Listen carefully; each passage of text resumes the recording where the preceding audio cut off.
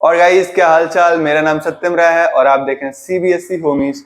और आज हम लोग इलेक्ट्रिसिटी में कवर करेंगे 3 इंपॉर्टेंट पॉइंट्स। उसका नाम क्या है? Factors on which resistance depends, resistivity and SI unit of resistivity. Resistance अगर आपको देखना है तो आप पिछला लेक्चर देख ले, उससे आपको क्या हो जाएगा, पता चल जाएगा रेजिस्टेंस क्या होता है। बट आज का टारगेट क्या है कि किन किन चीजों पर रेजिस्टेंस क्या करता है, डिपेंड करता है। तो सबसे पहले मैंने क्या बना दिया है, एक कंडक्टर बना दिया है। अब कंडक्टर की ये कुछ लेंथ होगी, एल मान लेते हैं, और कंडक्टर की ये क्या होगी, कुछ एरिया होगी, तो इसको क्या मान लेते हैं, ए। ठीक है, ये क्या होगी, लेंथ, और ये क्या होगा उसका एरिया। अब देखो, रेजिस्टेंस 3 चीजों पे डिपेंड करता है। रेजिस्टेंस जो है वो 3 चीजों पे डिपेंड करता है किसी भी कंडक्टर में। पहला पॉइंट क्या है, रेजिस्टेंस किस पे डिपेंड करता है, लेंथ ऑफ द कंडक्टर। ये कंडक्टर के लेंथ पे भी क्या करता है, डिपेंड करता है। कैसे करता है ये हम लोग आपको बताएंगे। पहले तो ये जान लो कि किन किन चीजों पे क्या करता है, ये डिपेंड करता है। किस पे डिपेंड करता है, लेंथ ऑफ द कंडक्टर। और दूसरा पॉइंट किस पे डिपेंड करता है, area of the cross section. Area पे भी क्या करता है, ये डिपेंड करता है। इतना सबको समझ में आता है। और तीसरा पॉइंट क्या है, ये जो कंडक्टर है इसके नेचर पे भी डिपेंड करता है। नेचर पे कैसे बताता हूं, it also depends on the nature of the conductor. अब देखो क्या है, नेचर पे कैसे। अगर ये कंडक्टर एल्यूमिनियम का होता तो एल्यूमिनियम में रेजिस्टेंस क्या होता है, बहुत ही कम होता है। और अगर मान लो ये कोई पॉलिथीन एंड ऑल समथिंग होता तो उसमें क्या होता है, रेजिस्टेंस ज्यादा होता है। तो इस तरह से क्या होता है, resistance nature of the conductor पे भी क्या करता है, डिपेंड करता है। ठीक है, अब ये कैसे डिपेंड करता है उस पर देख लेते हैं। ये तीनों पॉइंट आपने लिख लिया होगा आई होप। रेजिस्टेंस जो है वो लेंथ के कैसे प्रोपोर्शनल होता है, डायरेक्टली प्रोपोर्शनल। मतलब देखो, अगर मैं इसका लेंथ क्या करूं, बढ़ा दूं, लेंथ क्या कर दूं, बढ़ा दूं। अगर मैं लेंथ बढ़ा दूंगा तो कंडक्टर में रेजिस्टेंस भी क्या हो जाएगा, बढ़ जाएगा। डायरेक्टली प्रोपोर्शनल का मीनिंग क्या होता है, एक चीज बढ़ेगा तो दूसरा चीज भी बढ़ेगा। याद रखिएगा, ये क्वेश्चंस में पूछ लेते हैं 1-2 पॉइंट्स में। और रेजिस्टेंस जो है एरिया ऑफ क्रॉस सेक्शन का कैसा होता है, इनवर्सली प्रोपोर्शनल। इनवर्सली का साइन क्या होता है, किसी भी चीज को 1 में लिखते हैं ना, तो वो क्या आता है, इनवर्सली प्रोपोर्शनल। इनवर्सली का मतलब अगर आप एरिया को क्या करोगे, बढ़ाओगे, तो रेजिस्टेंस क्या होगा, कम होगा। समझ में आया? रेजिस्टेंस जो है वो लेंथ है क्या है, डायरेक्टली प्रोपोर्शनल। अगर आप लेंथ को बढ़ाओगे तो रेजिस्टेंस भी क्या होगा, बढ़ेगा। और रेजिस्टेंस एरिया का कैसा है, इनवर्सली प्रोपोर्शनल। अगर आप रेजिस्टेंस को घटाओगे तो एरिया क्या होगा, बढ़ेगा। ये 2 पॉइंट समझ में आता है। इसको क्या डालते हैं, पॉइंट नंबर 1, इसको क्या करते हैं, पॉइंट नंबर 2। दोनों क्या करते हैं, कंबाइन करते हैं। अब देखो कंबाइन करने पे क्या होगा, कंबाइन 1 एंड 2, आर की जगह तो आर ही आ जाएगा, डायरेक्टली प्रोपोर्शनल।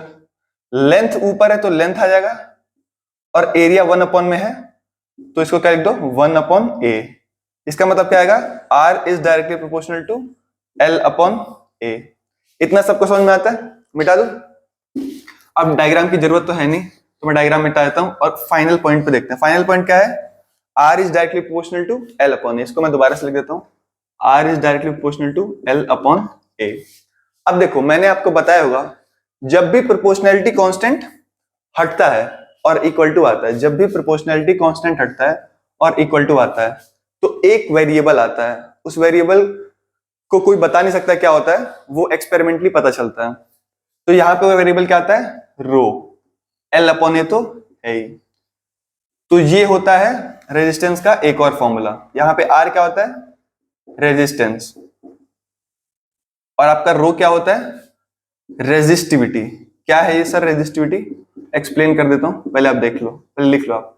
L क्या होता है आपका, length of the conductor. Conductor का क्या होता है, length, length of the conductor. और A क्या होता है, सिमिलरली A क्या होता है, area of cross section of the conductor, area of the cross section. अब देखो, रो को हमें क्या करना है, डिफाइन करना है। Factors on which resistance depend, तो मैंने आपको बता दिया किन चीजों पे डिपेंड करता है, 3 चीजों पे। सबसे पहले क्या है, लेंथ, और लेंथ से कैसा है, डायरेक्टली प्रोपोर्शनल। लेंथ बढ़ेगा तो रेजिस्टेंस बढ़ेगा। सेकंड पॉइंट क्या है, area of cross section. Area बढ़ेगा तो भी, सॉरी, एरिया बढ़ेगा तो रेजिस्टेंस क्या होगा, कम होगा। और थर्ड क्या है, नेचर पे डिपेंड करता है। ठीक है, अब हमें क्या करना है, अगला रेजिस्टिविटी डिफाइन करना है। अब रेजिस्टिविटी कैसे डिफाइन करेंगे, मैं उसके लिए आपको एक इजी ट्रिक बताऊंगा जिससे आप बहुत इजीली उसे क्या कर सकते हैं, समझ सकते हैं। R इज इक्वल टू क्या होता है, रो L अपॉन A। जिस भी चीज को डिफाइन करना है उसको अकेले अकेले कर दो, तो A ऊपर जाएगा और L क्या आएगा नीचे, तो क्या आएगा RA upon L is equal to rho. ठीक है, कितना समझ में आता है। अब रो को देखो क्या लिखते हैं, सबका ऐसा यूनिट आप लिखना शुरू करो। अगर मैं एरिया को क्या कर लूं, let area is equal to 1 metre square, ये मान लेते हैं। एरिया क्या लिखते हैं 1 मीटर स्क्वायर, और लेंथ क्या लेते हैं 1 मीटर। ठीक है, तो यहां पे इनकी वैल्यू जरा पुट करना इस इक्वेशन में, तो क्या आएगा R इज इक्वल टू रो आ जाएगा। अगर आप ध्यान से देखो तो एरिया की जगह आप 1 डालोगे और लेंथ की जगह भी अगर आप 1 डालोगे तो R किसके बराबर आ जाएगा, रो का। अब यहां से हमें डिफाइन करना है कि रेजिस्टिविटी क्या होता है। तो रेजिस्टिविटी कुछ नहीं होता, पहले आप समझ लो रेजिस्टिविटी क्या होता है। रेजिस्टिविटी कुछ भी नहीं होता है। रेजिस्टिविटी जो होता है वो एक रेजिस्टेंस ही होता है। किस सर्किट, किस कंडक्टर का, एक कंडक्टर जिसका एरिया 1 मीटर स्क्वायर है और लेंथ 1 मीटर है, उसका रेजिस्टिविटी क्या होता है, रेजिस्टेंस होता है। तो क्या होता है resistivity, resistivity is nothing but a resistance of a conductor whose area is 1 metre square and length is 1 metre. तो रेजिस्टिविटी क्या होता है, resistivity is nothing but a resistance of a conductor whose area is 1 metre square and length is 1 metre. समझ में आया ये definition, यही definition है, आपको यही पेपर में लिखना है और आपका काम हो जाएगा। ठीक है, अब अगला क्या है, SI unit of resistivity. SI units तो आपको सबकी पता होनी चाहिए। ठीक है, अब इसको एसआई यूनिट ऑफ रेजिस्टिविटी क्या होता है, एसआई यूनिट ऑफ रेजिस्टिविटी ये क्या होता है, ओम मीटर। कैसे आया समझाते हैं। R इज इक्वल टू क्या होता है, रो L upon A। R into A upon L, ये क्या आएगा रो के बराबर। रेजिस्टेंस का ऐसा यूनिट क्या होता है, किसी को पता है क्या, ओम। एरिया का ऐसा यूनिट क्या होता है, एरिया किस चीज में आता है, मीटर स्क्वायर, और लेंथ किस में आता है, मीटर में। तो 1 मीटर से 1 मीटर कट गया तो आपका रो क्या आ गया, ओम मीटर। ठीक है, तो हमने 3 पॉइंट्स कवर कर लिए। 1-2 पॉइंट्स और मैं आपको बता देता हूं, वो क्या होता है, रेजिस्टेंस और रेजिस्टिविटी दोनों जो है वो टेम्परेचर पे क्या करते हैं, डिपेंड करते हैं। ठीक है, thank you guys and please like share and subscribe. और गाइस क्या हालचाल, अब हम लोग करेंगे थोड़ी एनसीईआरटी के क्वेश्चंस। वो क्या बोलता है, एक वायर है जिसका लेंथ कितना है L और एरिया ऑफ क्रॉस सेक्शन कितना है A, तो उस वायर में रेजिस्टेंस कितना है 4 ओम।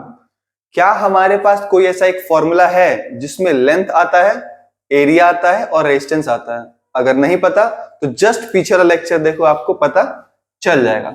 एक फॉर्मूला होता है R is equal to rho L upon A। हमें बोला है कि एक वायर का लेंथ L है और एरिया कितना है A, उसका रेजिस्टेंस कितना है 4, तो क्या लिख सकता हूं मैं 4 is equal to rho L upon A। बिल्कुल लिख सकता हूं, यही तो बोला है। अब आगे पढ़ते हैं, बोल रहा है कि what would be the resistance if the length is L/2। Length को क्या कर दिया है, हाफ कर दिया है, और एरिया क्या कर दिया है 2 टाइम्स कर दिया है। तो पूछा है रेजिस्टेंस बताना जरा। तो देखो R डैश मतलब न्यू रेजिस्टेंस जो है वो क्या आएगा, रो L लूंगा या फिर L/2 लूंगा। लेंथ अब L नहीं है, लेंथ क्या है L/2 है, तो रो L/2 अपॉन एरिया A लूंगा या फिर 2A लूंगा। एरिया ऑफ क्रॉस सेक्शन कितना होगा डबल, तो क्या लूंगा 2A। बढ़िया बढ़िया। तो R डैश की वैल्यू क्या आएगी, ध्यान से देखो, रो L अपॉन A, मैं इसको ऐसे लिखता हूं, रो L upon A into 2 into 2 क्या आएगा 4, ऐसे लिख सकता हूं, कोई दिक्कत थोड़ा ना। अब देखो, अब इसकी वैल्यू हमें निकालनी है, यही तो पूछा है ना, what would be the resistance. Resistance निकालने के लिए अपने को क्या चाहिए, रो L अपॉन A की वैल्यू चाहिए, तभी हम लोग उसको क्या कर सकते हैं, सॉल्व कर सकते हैं। क्या हमें रो L अपॉन A इसकी वैल्यू पता है क्या, अजी बिल्कुल पता है 4। तो R डैश क्या आएगा, इसकी वैल्यू क्या आएगी 4, और वो डिवाइड किससे है 4 अपॉन 4, तो रेजिस्टेंस कितना आ जाएगा बेटा 1 ओम। तो अब इसको थोड़ा समझने की कोशिश करते हैं। अगर एक वायर जिसका लेंथ L है और area of cross section A है, उसमें रेजिस्टेंस कितना है, कंडक्टर में रेजिस्टेंस कितना है 4 ओम। तो अगर हम उसका लेंथ आधा कर दें और एरिया दुगना कर दें तो रेजिस्टेंस, जो नया रेजिस्टेंस होगा वो कितना आएगा, 1 ओम आएगा। Thank you guys. और गाइस क्या हालचाल, ये हम लोग क्वेश्चन करेंगे, ये एनसीईआरटी का एक्सरसाइज एग्जांपल 12.5 है। बच्चों को थोड़ा टफ लगता है बट देखते हैं क्या टफ है इसमें। सबसे पहले जो इंफॉर्मेशन दिया है वो लिखते हैं। लिखा है resistance of a metal wire of a length 1 metre. तो लेंथ कितना दिया आपने को 1 मीटर और रेजिस्टेंस कितना दिया है 26 ओम। बोला है if the diameter of the wire, wire का डायमीटर कितना है, वायर का डायमीटर कितना है 0.3 mm। mm क्या होता है, मिलीमीटर। तो हमसे पूछा है रेजिस्टिविटी निकालो, मतलब हमें क्या निकालना है, रो निकालना है। समझ में, ऐसे इंफॉर्मेशन लिख लेना होता है तो आपका कैलकुलेशन क्या होता है, बहुत ही इजी होता है। अब कोई फॉर्मूला देखो जिसमें इन चारों वैल्यू को क्या कर सके, हम पुट कर सके। हमें सिंपली क्या पता है, रो इज इक्वल टू क्या होता है, सॉरी हमें क्या पता है, आर इज इक्वल टू क्या होता है, रो एल अपॉन ए, यही तो होता है। और ए क्या होता है, मैं आपको थोड़ा डायग्राम बना के समझाने की कोशिश करता हूं। एक कंडक्टर है, एक वायर है, ये उसका एल होता है लेंथ और ये उसका क्या होता है, एरिया ऑफ क्रॉस सेक्शन। अब देखो हमें एरिया, सर ये किस फॉर्मेट में, किस शेप में है, सर्कल। सर्कल का एरिया क्या होता है, पाई आर स्क्वायर, ये होता है ना। अब देखो बट यहां पे क्या दिया है, diameter of the wire, wire का क्या दिया, डायमीटर दिया है, रेडियस तो दिया नहीं है। तो डायमीटर और रेडियस का फॉर्मूला क्या होता है, डायमीटर क्या होता है 2r होता है, तो रेडियस क्या हो जाएगा आपका d/2। इसकी वैल्यू आप यहां पे क्या करो, पुट करो, तो एरिया आपका क्या आ जाएगा, पाई d/2 का स्क्वायर, मतलब क्या आ जाएगा d²/4। ये आपका क्या आ जाएगा एरिया। और मैं आपको एडवाइस करूंगा हाईली कि आप एरिया के दो फॉर्मूले याद रखो। एरिया ऑफ सर्कल का क्या फॉर्मूला होता है, पाई आर स्क्वायर, बट जब आपको मतलब डायमीटर के फॉर्मेट में दिया हो तो पाई d²/4 आपको पता होना चाहिए, क्योंकि आप क्वेश्चन में अगर उस टाइम पे डिराइव करोगे तो आप पैनिक करोगे। इसलिए आपको ये और ये दोनों फॉर्मूला क्या होने चाहिए, पता होने चाहिए। अब इनकी वैल्यू क्या करते हैं, पुट करते हैं। तो रेजिस्टेंस क्या आएगा, रो एल अपॉन एरिया क्या है अपना, पाई d² अपॉन जो 4 है वो ऊपर चला जाएगा, ठीक है। बट हमें निकालना क्या है, रो। तो रो को अकेले करो तो क्या आएगा, आर, इसको ऊपर ले जाओ, are pi d² upon 4l, ये आपका क्या आ जाएगा, रो के बराबर।